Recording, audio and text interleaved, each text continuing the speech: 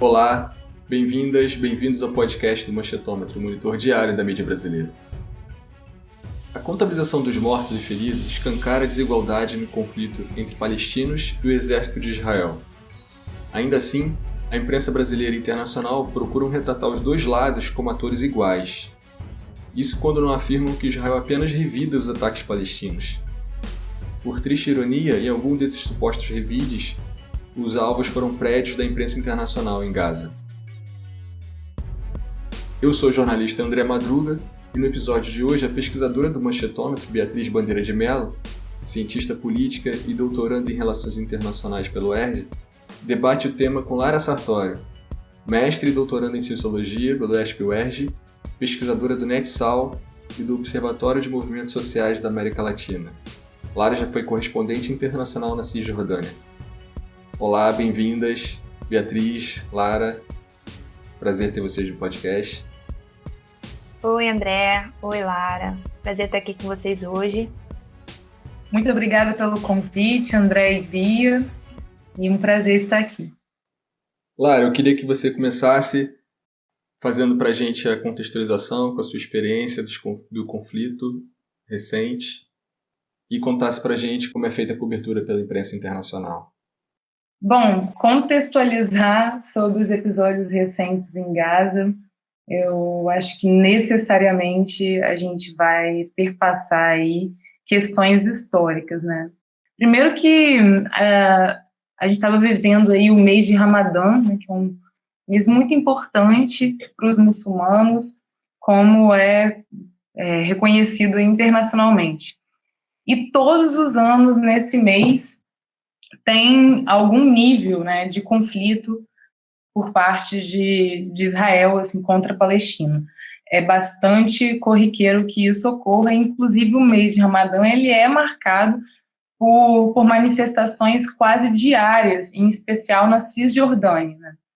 Bom, esse ano, os despejos, né, no bairro de Sheikh Jarrah, que fica no norte da cidade velha de Jerusalém Oriental, foi assim um propulsor, né, dos conflitos que foram ocorrendo.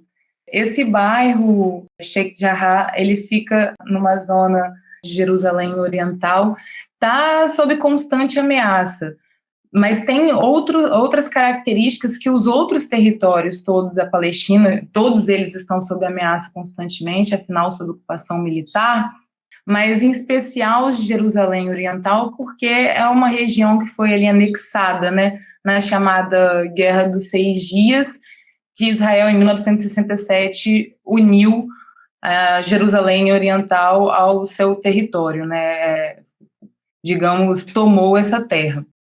Nesse momento, 750 mil palestinos, né, foram vítimas de um massacre e foram deslocadas de seu território original. E até hoje, na verdade, os palestinos são considerados aí a maior população de refugiados do mundo.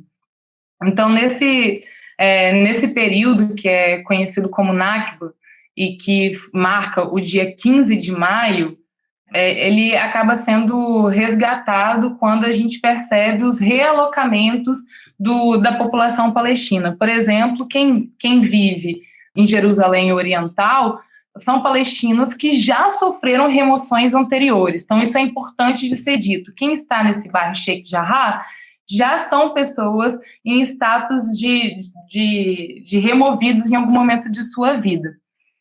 Ao sul da Cidade Velha, inclusive, tem a vila de Silwan, que é onde tem a maior porcentagem de palestinos presos do total, assim, de presos políticos palestinos, né? Então, em Silwan tem uma concentração aí, nessa região, né, de Jerusalém Oriental, tem um embate e uma violência rotinizada talvez ainda maior do que no resto da Cisjordânia. Nesse processo, assim, vem sendo alegado, né, pela ultradireita que são proprietários de algumas dessas residências que estão localizadas em Sheikh Jarrah. Então, daí já vinha sendo, né, um confronto ou um conflito entre essas populações. Alguns colonos chegam em Sheikh Jarrah, colocam suas bandeiras de Israel para o lado de fora, né? Ficam aí todos, obviamente, estão armados, são militarizados, né? E se colocam em contínuo assédio, né, àquela população local. Então, ali na noite do dia 22 para 23 de abril, tem um confronto que deixou 100 palestinos feridos, né, e cerca de 20 hospitalizados, porque eles protestaram contra a marcha que estava acontecendo, uma marcha ultradireitista israelense, que gritava pelas ruas de Jerusalém Oriental, morte aos árabes. Eu mesma presenciei, na minha experiência na Palestina, essas marchas. Na verdade, elas acontecem, né, anualmente, em que centenas ou milhares de israelenses percorrem a cidade velha de Jerusalém até o Muro das Lamentações no dia de Jerusalém, para comemorar a vitória da Guerra dos 6 Dias, ou seja, a anexação daquele território. Então, no momento que os palestinos vão contra essa manifestação, são eles os feridos, né, os hospitalizados e os detidos. No dia 10 de maio, acontece aí o confronto durante a oração na Al-Aqsa, que é a mesquita mais importante, né, a mesquita sagrada para os palestinos, para os muçulmanos no geral, localizada em Jerusalém. E aí o confronto realmente toma outras proporções, né, por atacar um lugar tão simbólico e tão sagrado para os palestinos. Esse confronto termina e somando, né, com a manifestação anterior, mais de 700 manifestantes palestinos presos, né? Então, o conflito, a partir daí, dessa coisa situada mais em terra, né, digamos, se volta para um ataque mais aéreo, em que Israel e os paramilitares, né, do Hamas começa a contra-atacar. Então, os ataques do Hamas são todos interceptados, e por conta da tecnologia mesmo, né, de guerra que Israel detém, e o Israel começa a bombardear de maneira massiva. Nesse processo que no dia 12 de maio, né, os aviões de guerra israelenses atingem o prédio da Al Jazeera, que continha os escritórios de várias emissoras de língua árabe. Né? Esse foi o primeiro ataque à mídia, e à mídia local, digamos. E aí, posteriormente, aliás, no mesmo dia, aviões de guerra também bombardearam outra torre que destruiu completamente várias organizações de mídia. E aí, no dia 15 de maio, como já mencionado, dia da Nakba, né, o dia desse deslocamento, dessa limpeza étnica dos 750 mil palestinos, foi marcado por aviões de guerra israelenses destruindo o prédio que abrigava os escritórios da Associated Press e da Al Jazeera, né? Cabe dizer que, apesar disso ser altamente noticiado, né, por conta dos escritórios da Al Jazeera e da Associated Press, foram 2 dezenas de organizações de mídia, dentre as internacionais e locais, que foram destruídas nesses dias, né, do bombardeio de 2021. Então, obviamente, Israel alegou, né, que a inteligência militar do Hamas estava usando esse prédio, mas nenhum oficial israelense foi capaz de fornecer qualquer evidência disso. É o que ocorre anualmente, né, com os ataques, os bombardeios, quando atingem hospitais, como foi o caso também mais divulgado, né, ou os casos mais divulgados do genocídio de 2014, os bombardeios de hospitais, também dizia-se que estava sendo ali utilizado, né, como um núcleo ou um centro de inteligência militar do Hamas ou de fonte, né, de ataques. A segunda pergunta que você fez foi sobre o papel, né, um pouco da imprensa feita e como é essa cobertura. Assim, a mídia corporativa, assim, no geral, ela trata a violência colonial, estranhamente, né, e paradoxalmente, como uma equivalência ao esforço da libertação de um povo. Então, a gente tem aqui uma situação em que é um Estado, com todo o seu aparato militar, que proporcionalmente é aquele que é mais armado no mundo, né, que tem o apoio dos Estados Unidos, o que sabemos não é pouco significativo em termos de incursões de guerra, contra uma população local colonizada, ocupada, né, oprimida diante de um poder militar. Tratar com equivalência essa relação me parece bastante complicado e bastante problemático, né? É como se os colonizados fossem, a violência, né, dos colonizados fosse, então, a mesma que a violência colonial. Aí, eu acho que no Brasil, mas também na mídia internacional como um todo, tem muito uma perspectiva, quando há intenção de neutralidade, de dois lados, né? Tratar a situação como dois lados. Porque os dois lados estão sofrendo muito, os dois lados estão sendo afetados, os dois lados, né? Mas é impossível que a gente trate com igualdade, né? Ou sem nenhuma diferença, uma assimetria tão brutal quanto essa em que pessoas resistem para viver no local de sua moradia, né, contra um Estado colonial. É interessante também, no caso particular de Gaza, que foi chamado aí por Chomsky uma vez da maior prisão ao céu aberto, né, do mundo, entender que esse território murado por Israel, né, protegido de todas as formas, para que não saiam as pessoas que ali estão, quer dizer, as pessoas que estão no território de Gaza não podem sair dali.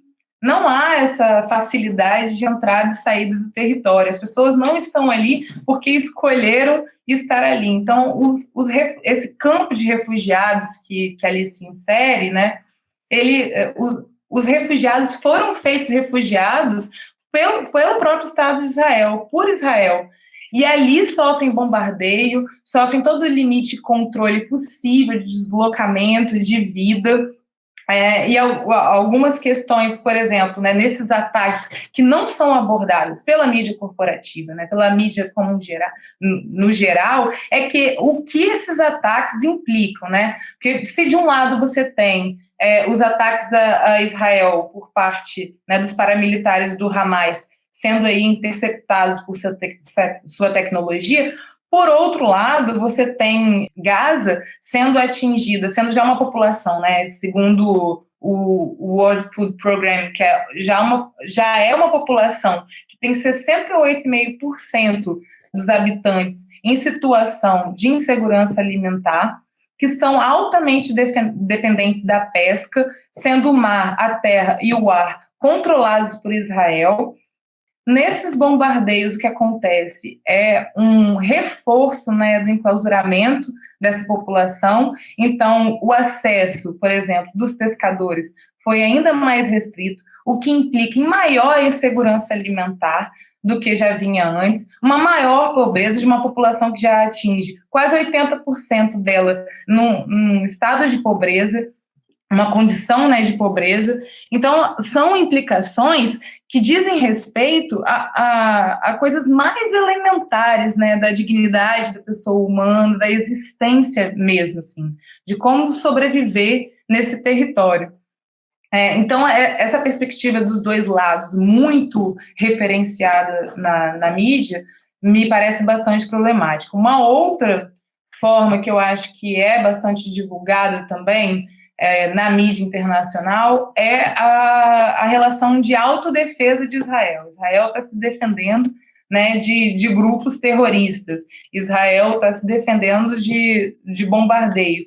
É muito interessante pensar, né, como que um Estado, que sua característica é um Estado, né, etnocentrado, que diz respeito, que existe em função de uma limpeza étnica, que cotidianamente, há 73 anos, né, vive de um autocontrole da população colonizada palestina, como que é Israel que está numa posição de autodefesa.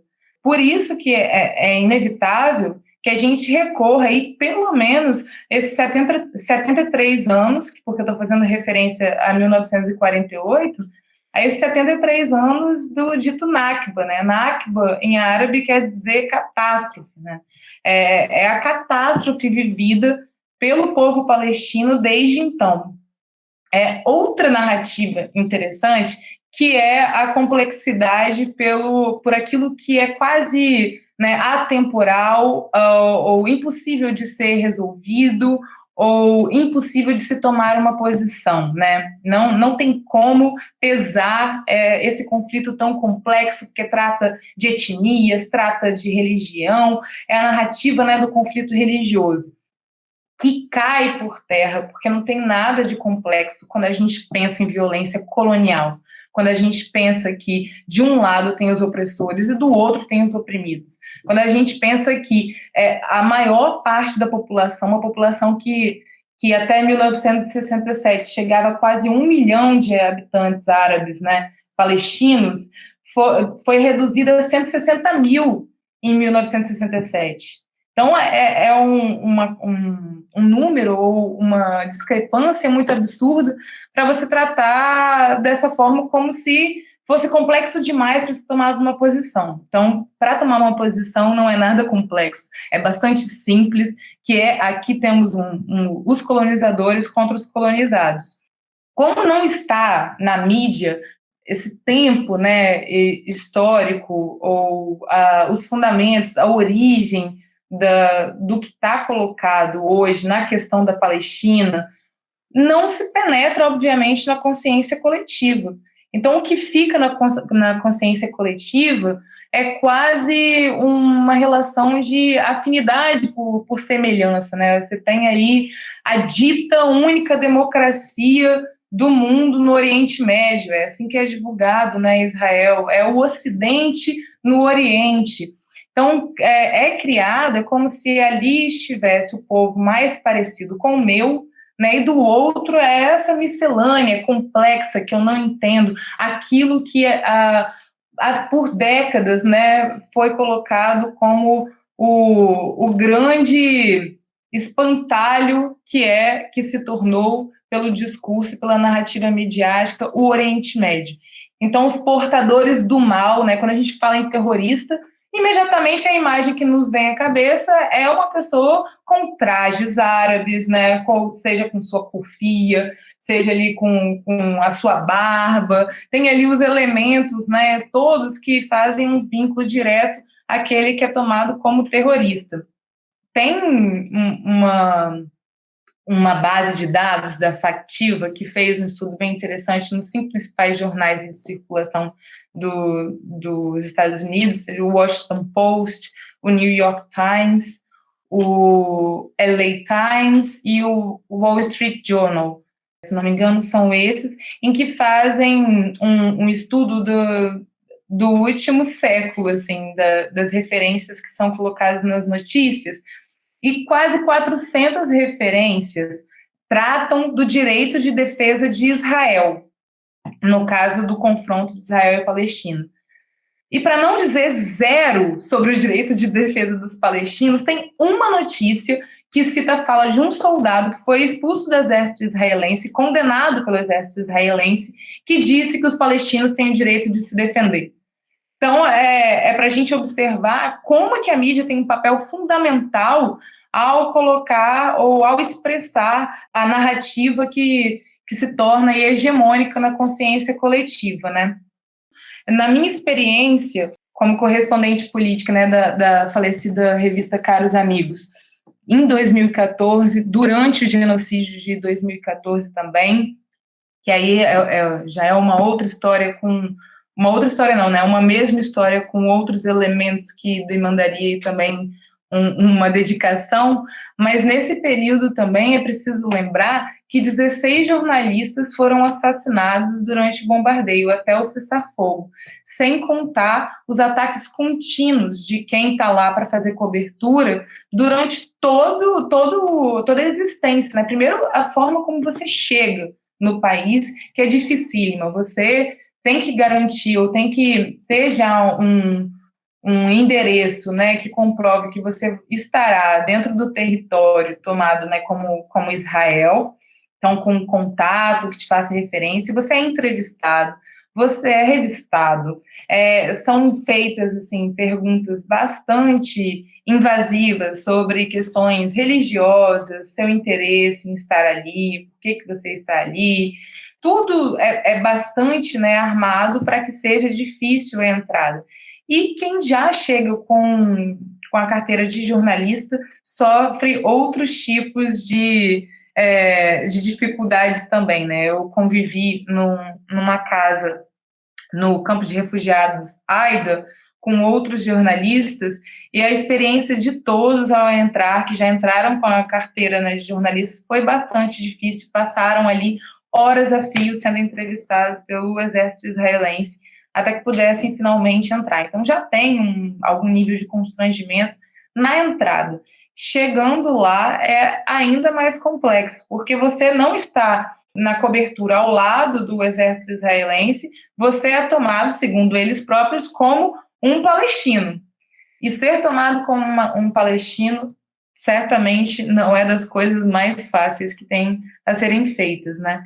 Sem contar os territórios ou as mobilizações, as manifestações em que nós somos levados, inclusive detidos por estar portando a câmera, por estar num espaço que não devia. Então, há uma repressão contínua, né, a quem deseja noticiar o que está acontecendo por lá. Por isso mesmo, tem uma quantidade enorme de palestinos que se dedicam a divulgar o que acontece em seu cotidiano, que através até do auxílio, né, de organizações não governamentais, compram suas câmeras e fazem aí os registros escritos e fotográficos do que vivenciam em sua rotina. Muito bom, Lara. Então, Bia, a gente chega na parte que a gente vai discutir a cobertura da mídia brasileira sobre o assunto. Como a Lara falou, na imprensa eu percebo muito, assim, a tentativa de equivalência entre os lados, que sempre cai por terra quando a gente conta o número de mortos de cada lado, né? Uhum. É bem diferente. E sempre tem a referência aos palestinos, é sempre a referência a extremistas contra o Estado de Israel. E também notei, Bia, uma empolgação aqui no Brasil com o sistema de defesa antiaérea israelense, o chamado Domo de Ferro. Aqui era sempre uma cobertura como uma coisa sempre de incrível tecnologia israelense e tal. Era meio celebrado. Como é que você vê, Bia, a cobertura? Então, André, na verdade, muito do que a Lara trouxe para a gente, né, nessa contextualização que perpassa aí várias décadas do que acontece entre Israel e Palestina, a gente consegue observar nos jornais brasileiros. Então, toda essa retórica de equivalência, como vocês bem colocaram, né, de que existe conflito dos dois lados, são dois lados que estão em conflito e que a população estaria no meio, enfim, toda essa questão de que há um conflito. Israel está tentando combater o Hamas, e o Hamas visto como uma organização terrorista. Então, muito do que a Lara trouxe para a gente consegue ver no que é defendido pelos jornais brasileiros. E aqui a gente está falando de Estadão, Folha e o Globo, né? Que são os principais jornais que o Manchetômetro analisa. Então, a gente vai ver, por exemplo, essa defesa do Estado de Israel como um Estado democrático, o único Estado democrático da região, né? Como a Lara bem colocou. A gente vai ver isso nos editoriais e principalmente nos artigos de opinião. O que eu pude perceber, fazendo esse levantamento, né, é que existe uma diferenciação entre o que a gente lê nos editoriais e o que a gente lê nos artigos de opinião. A linha editorial desses jornais vai buscar assumir uma retórica mais, digamos, diplomática. Vai tentar jogar a questão para as organizações internacionais, vai tentar resgatar algumas declarações das Nações Unidas, vai bater muito na tecla da solução de dois estados. Inclusive, gostaria de pedir para a Lara, de repente, contextualizar um pouco a gente a respeito do que significa essa solução de dois estados, um Estado israelense, um Estado palestino. Então, a linha editorial vai muito nesse sentido, de bater de que é necessária uma conversação, é necessária uma solução diplomática para encerrar o conflito na região. Então, eles falam muito sobre isso, sobre esse conflito de 2021, na verdade, coloca a solução de 2 estados cada vez mais distante, é cada vez mais difícil de chegar à paz na região, olhando para o que está acontecendo hoje, né? Na verdade, é como se fosse uma responsabilidade equivalente entre os 2 lados, e eu também não consigo enxergar dessa forma, como se fosse 2 lados que não querem conversar e por isso a gente não chega a um acordo de paz. Eu acho que vai muito além disso. Já quando a gente olha para as páginas de opinião, a gente consegue ver uma disputa de narrativas mais aberta. Assim. A gente vê que muitos articulistas têm uma opinião pró-Israel, e isso é dado de maneira bastante aberta, assim, não é problema para quem quiser encontrar uma opinião pró-Israel nos jornais, isso aí consegue identificar. E, por outro lado, a gente vê também uma narrativa em menor número, evidentemente, comentando essa série de arbitrariedades, de violência, de violação de direitos humanos que Israel comete contra a população palestina. Então, dentro do espaço de artigos de opinião, a gente consegue ver essa disputa de maneira mais aberta. Os editoriais, como eu coloquei, né, procuram manter uma linha mais, digamos, isenta, o que eu também não acho que acontece, mas, enfim, eles procuram seguir essa linha. Eu queria trazer um outro elemento que também me chamou bastante atenção enquanto eu fazia esse levantamento, é como os jornais brasileiros, eles sempre olham para a perspectiva dos Estados Unidos, como o governo dos Estados Unidos lida com o conflito entre Israel e Palestina. Então, a gente teve agora, recentemente, a eleição do Joe Biden, né? E se cobra o tempo todo como Joe Biden vai reagir à questão entre Israel e Palestina. Então, fica se cobrando o tempo todo um posicionamento dos Estados Unidos, como se fosse um mediador na região. A gente sabe que, historicamente, os Estados Unidos são aliados de Israel. Então, a gente vê que, constantemente, dentro do Conselho de Segurança da ONU, os Estados Unidos vetam uma série de propostas, uma série de moções, né, para tentar responsabilizar Israel sobre os crimes que são cometidos na região. E muitas vezes são os Estados Unidos que vetam essas resoluções dentro do Conselho de Segurança da ONU. Então, como esperar, né, de um país aliado a Israel alguma ação nesse sentido? Então, quando a gente teve ali a decisão do cessar-fogo, entre os dias 21 e 22 de maio, se colocou muito a responsabilidade de chegar a esse cessar-fogo no governo dos Estados Unidos. Então,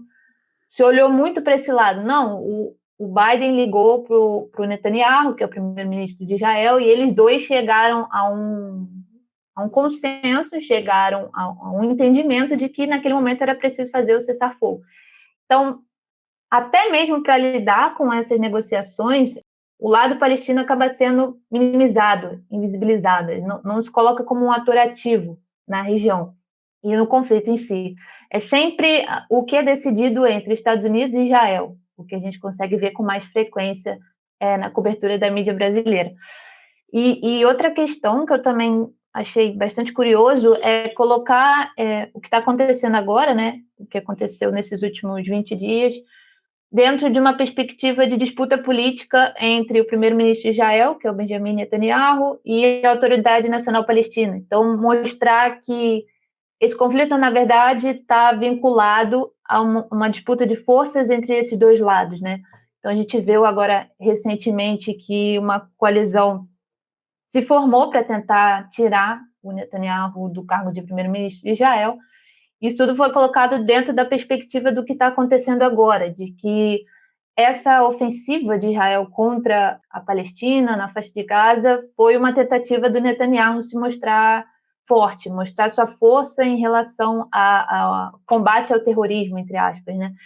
Esse que é um argumento também muito recorrente da mídia brasileira, colocar o Hamas, colocar o povo palestino como terroristas. Então, a gente vê muito essa questão de sempre minimizar a violência ou colocar como equivalentes, como o André bem colocou, né? Na hora que a gente olha para as vítimas do conflito, a gente vai ver que o número maior de vítimas é sempre no lado palestino. Então, isso não se justifica, né? Essa argumentação da mídia brasileira de que Israel está se protegendo, de que, na verdade, está reagindo a uma provocação do Hamas, não se justifica quando a gente olha para os números, né? Então é bastante interessante olhar para esse lado, né? Em primeiro lugar, a participação que se exige dos Estados Unidos na região, e, por outro lado, colocar os conflitos e os bombardeios como uma disputa entre o Hamas e o Netanyahu, né? Uma disputa de forças. Obrigado, Bia.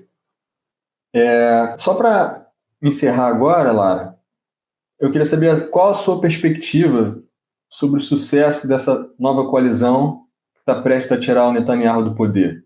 Ele que está no cargo desde 2009 e responde a acusações de corrupção, suborno e fraude. Primeiro agradecer aí ao que a Beatriz trouxe, achei bem interessante também o que a André pontuou. Só um comentário rápido antes de passar para esse encerramento, né, mais particularmente sobre o Netanyahu.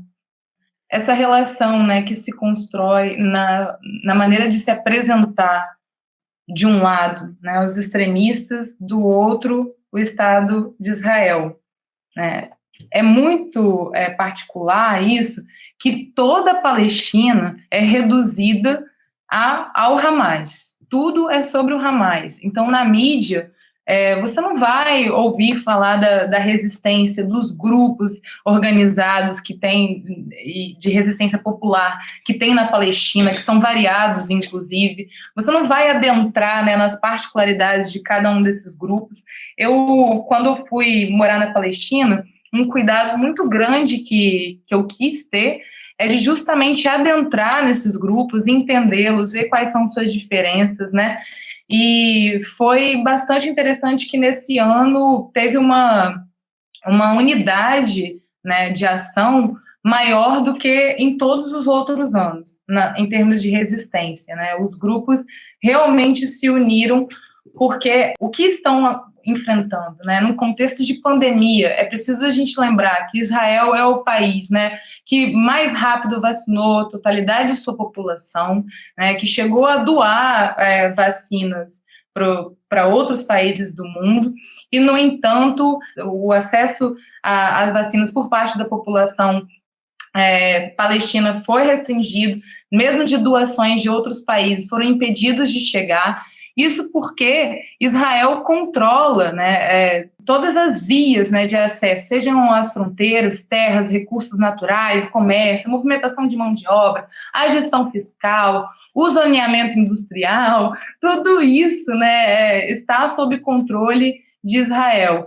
Então, é importante a gente observar que nesse contexto em que o mundo inteiro está sofrendo face a uma pandemia, né, isso se agrava bastante com a situação que vive a população da Cisjordânia e de Gaza, né, os palestinos de modo geral. Eu, no início da pandemia, fiz uma entrevista com alguns palestinos de Gaza e foi muito interessante o tempo que eu precisei para fazer cada entrevista dessa, porque como eles têm a questão da eletricidade também controlada por Israel, a maior parte do dia para eles é sem energia elétrica. Então, às vezes, quando a gente estava encaminhando uma conversa, a internet parava, acabava, não tinha mais como acessá-los, né? Então, essa é uma outra dificuldade dos jornalistas que estão localizados no território, né, de Gaza, para que consigam firmar aí um posicionamento mais fidedigno ao que está ocorrendo no local.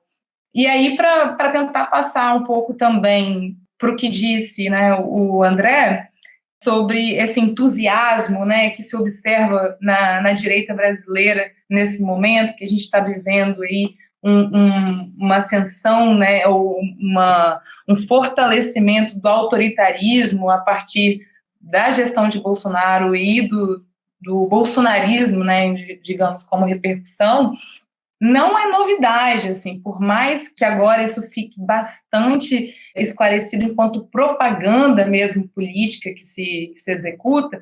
Por exemplo, o documento de operações de ocupação nas favelas do Rio de Janeiro, o documento de segurança pública, é basicamente uma tradução literal do documento em hebraico. Os policiais, inclusive, que fazem operações em favelas, muitos deles foram ou treinados por israelenses ou foram ao território de Israel para fazer um treinamento. Há uma proximidade muito grande e isso não é de agora somente, né, do momento em que o Bolsonaro está no poder, é bastante anterior, em que tem aí uma afinidade entre esses estados. Inclusive, tem contratos, né, bilionários que foram fechados nos governos do PT mesmo para a compra de armamento do Estado de Israel por parte do governo brasileiro. Né? Os sistemas de vigilância privada, a maior parte das empresas vem dessa tecnologia israelense também, e as estratégias são aí repercutidas. É um caso também que se firma, né, no Chile. O Chile também passa por esse diálogo estreito em termos de operações militares com Israel.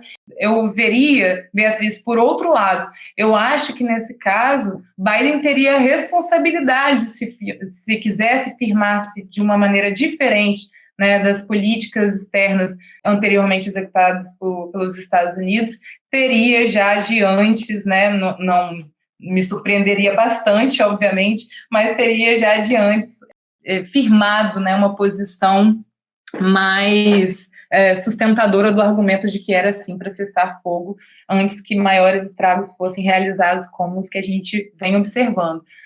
Essa expansão que está acontecendo agora, em que o extremismo de direita, né, está sendo melhor aceito e a adesão a ele, ao autoritarismo, está sendo cada vez maior, o Netanyahu acaba criando ali forças, talvez, né, de dizer, olha, vocês precisam mais de mim do que vocês pensam, né?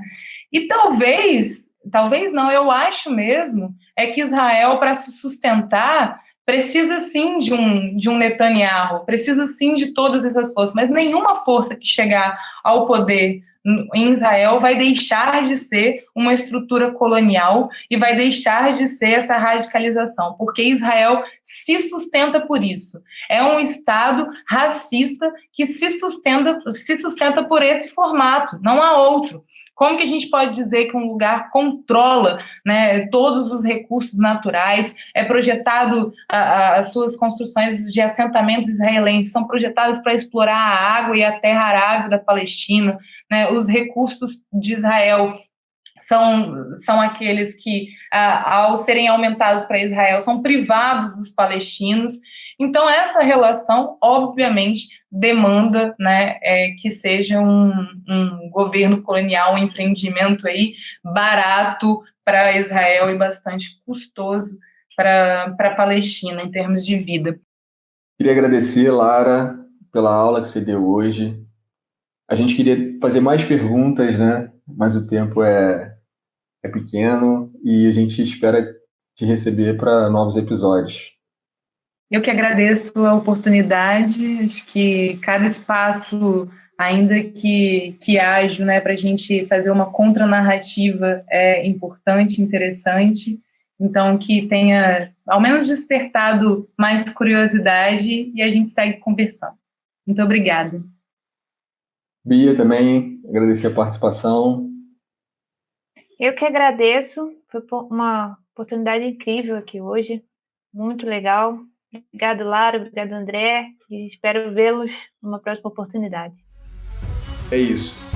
Neste episódio você ouviu sobre os conflitos recentes na Palestina. Para mais informação, você já sabe. Acesse o nosso site, manchetometro.com.br e siga as nossas redes sociais. E se você reconhece que a democratização da mídia é fundamental para a democracia brasileira, considere apoiar nossa campanha de financiamento coletivo. O link é benfeitoria.com/manchetômetro. Obrigado e até o próximo episódio.